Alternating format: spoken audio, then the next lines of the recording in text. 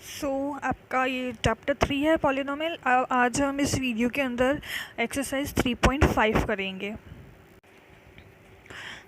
इस एक्सरसाइज के अंदर आपको सिंपली क्या है, discriminant and nature of roots find करने। बहुत ही इजी है, आप समझना क्या होगा इसमें।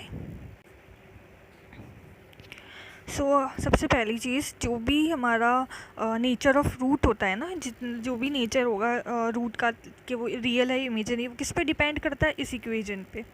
ठीक है, सिंपली यही इक्वेशन आपकी पूरी एक्सरसाइज के अंदर काम आएगी। अब देखो कि ये जो इक्वेशन होती है ना, अगर आप को जो भी इक्वेशन क्वेश्चन में दी हुई है, अगर आप उसके अंदर ये वैल्यूज़ रखेंगे बी और ए और सी की, तो आप उसको वैल्यूज़ रखने के बाद जब इस इक्वेशन को सॉल्व करेंगे ना, तो अगर आपकी जो वैल्यू आएगी, आंसर आएगा, अगर वो पॉजिटिव है तो मतलब ज़ीरो से बड़ा है, तो वो क्या होगा, रियल रूट्स कहलाएंगे उसके। ठीक है, ठीक है। तो आपके जो भी आंसर आएगा वो ज़ीरो से बड़ा होना चाहिए। अगर आपके आंसर जो है इस इक्वेशन को सॉल्व करने के बाद आपका ज़ीरो ही आ रहा है, तो क्या होगा, आपकी वो जो इक्वेशन होगी ना, वो उसके जो रूट्स होंगे ना, वो इक्वल एंड रियल कहलाएंगे। ठीक है, आप देख सकते हो ना कि ये दोनों रूट्स क्या है, सेम ही आ रहे हैं। ठीक है, तो थर्ड कंडीशन होती है जब आपका जो रूट है ना वो ज़ीरो से कम आ रहा हो। तो अगर आपकी जो इसकी वैल्यू निकलेगी, जो रूट्स निकलेंगे ना, अगर वो ज़ीरो से कम हो, मतलब माइनस के अंदर हो, जैसे माइनस का 5 ले लिया, तो वो क्या होंगे, माइनस के अंदर आ रहा है, तो वो ज़ीरो से छोटा है, तो वो क्या, रूट्स क्या कहलाएंगे, इमेजनरी कहलाएंगे। तो आपको सिर्फ यही इक्वेशन पूरी एक्सरसाइज के अंदर फॉलो करना है। नाउ आपके चैप्टर 3.5 के क्वेश्चंस हैं। ठीक है, सो फर्स्ट क्वेश्चन क्या है कि हमें नेचर फाइंड करना है रूट का। तो मैंने आपको बताया था कि आपको ये जो इक्वेशंस दी हुई होती है डिस्क्रिमिनेंट की, इसमें क्या होता है, अगर ये लेस देन ज़ीरो होगी तो जो रूट्स होंगे वो क्या होंगे, इमेजिनरी होंगे, और ग्रेटर देन ज़ीरो होगी तो क्या होंगे, रूट्स होंगे रियल होंगे। ठीक है, सो आपको यही फाइंड करना है। तो सबसे पहले हमें जो इक्वेशंस दी हुई होती है, जो इस इक्वेशन को हमें क्या कंपेयर करना है इस इक्वेशन से, ताकि हम ए बी सी की वैल्यूज़ फाइंड करें। तो यहाँ पे इन दोनों को कंपेयर करेंगे तो ए का कोफिशिएंट क्या दे रखा है यहाँ पे 2, तो यहाँ पे क्या हो जाएगा, ए की वैल्यू 2। बी का क्या दे रखा है, -3, तो ये बी -3 हो जाएगा। और सी क्या दे रखा है, 5 दे रखा है, तो सी क्या आ जाएगा, यहाँ पे 5 आ जाएगा। अब आपने ए बी सी की वैल्यू निकाल ली। सिंपली आपको क्या करना है, ये इस फॉर्मूले के अंदर आपको सिर्फ वैल्यूज़ पुट करनी है और सॉल्व करना है। आपने बी की जगह -3 लिख दिया, -3 का स्क्वायर 9 हो गया, और यहाँ पे 4 है, 4 ए सी, ए ये रहा और सी ये रहा। आपको सिर्फ वैल्यूज़ पुट करनी है, और आपने जब फाइंड करी सॉल्व करने के बाद, तो आपके पास क्या है, -31।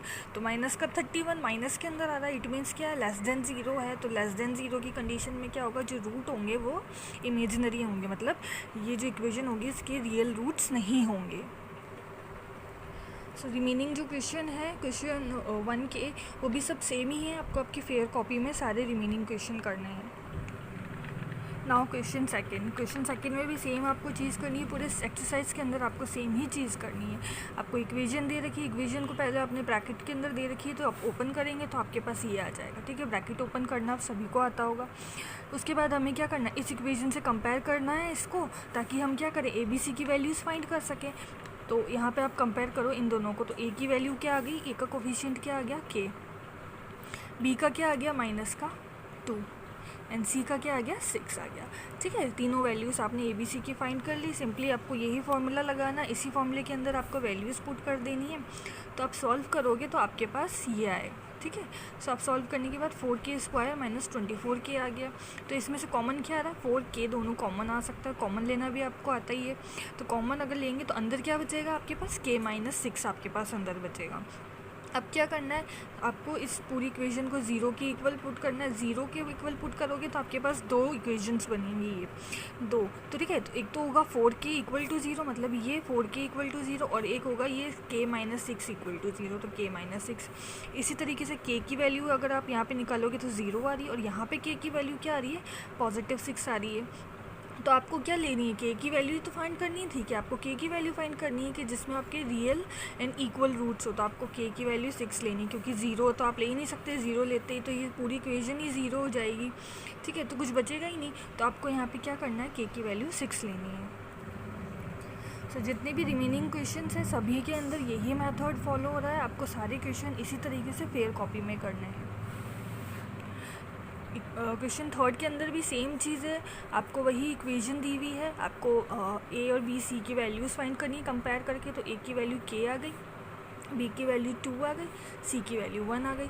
सिंपली आपको इक्वेशन में आपको वैल्यूज़ पुट कर देनी है। तो आपके पास क्या आ जाएगा, ये आ जाएगा 4 माइनस 4 के, 4 कॉमन ले लेना है। तो आपको क्या मिलेगा यहाँ पे 1 माइनस के। ठीक है, अब आपको क्या दे रखा है इक्वेशन में कि हमें के की ऐसी वैल्यू फाइंड करनी है जिसके लिए जो इक्वेशन है ना उसके रियल और फ्रैक्शनल रूट्स हो। तो रियल रूट्स के लिए मैंने आपको क्या कंडीशन बताई थी कि ये जो इक्वेशन होगी ना वो ग्रेटर देन जो भी इसकी वैल्यू आएगी उसकी वैल्यू क्या होनी चाहिए, ग्रेटर देन 0 होनी चाहिए। तो हम क्या करेंगे, इस डी को हमने क्या करा, ग्रेटर देन 0, मतलब हमारे पास क्या इक्वेशन आ रही है, इसको हम क्या लिख देंगे, ग्रेटर देन 0 लिख देंगे कि हमें रियल रूट्स फाइंड करने हैं। तो ग्रेटर देन 0 लिखेंगे तो ये 4 इसके नीचे चला जाएगा, तो मतलब कैंसिल हो गया। तो हमारे पास क्या बचेगा, 1 माइनस के बचेगा ओनली। 1 माइनस के क्या, ग्रेटर देन 0 हो गया। अब इस के को इधर भेज देंगे तो हमारे पास क्या हो गया, के लेस देन की तरफ आ गया और 1 इधर आ गया। तो मतलब हमारी जो के की वैल्यू होनी चाहिए ना वो हमेशा 1 से छोटी ही होनी चाहिए, 1 से छोटी ही होनी चाहिए, ताकि हमारे को जो रियल रूट्स जो हैं वो मिल सके। तो सभी क्वेश्चंस में आपको ऐसा ही करना है। आपको सिर्फ यहाँ पर जो डी की इक्वेशन में ग्रेटर देन 0 ही लगानी है सबके अंदर, और इसी तरह के की वैल्यू फाइंड करनी है। लास्ट में आपको एक ऐसी ही इक्वेशन मिलेगी जिसमें आपको बताना है कि जो के है वो रियल आ रहा है या नहीं आ रहा है।